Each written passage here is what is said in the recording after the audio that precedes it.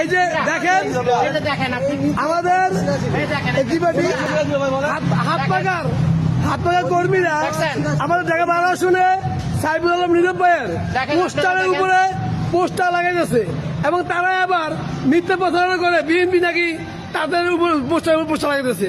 এই যে আমার ভাইরা হাত পাকার কর্মী ওনারা আমাদের ঢাকা বারো আসনের নীরব ভাইয়ের পোস্টারের উপরে পোস্টার লাগাইতেছে।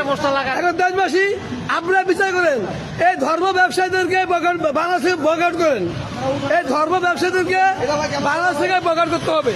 এরা ইসলামের নামে ধর্ম ব্যবসা করে মানুষের সাথে আমরা তো ফিরি না, আমরা তো দেখাইলাম আপনাদের, আমরা তো ছিল না ভাই, পোস্টারগুলো আমরা কাজে লাগাইছি। আমরা সারাদিন কিন্তু কিন্তু এই দেখেন আমাদের হাত পাকার ভাইরা ওনারা হাইডাইডা ইসলাম বিক্রি করে মানুষের বেহেস্তে পাঠায়, ধর্ম ব্যবসা করে, আর রাস্তাটা হাইটা মানুষের সাথে গায়ে পড়ে ধোকা করে।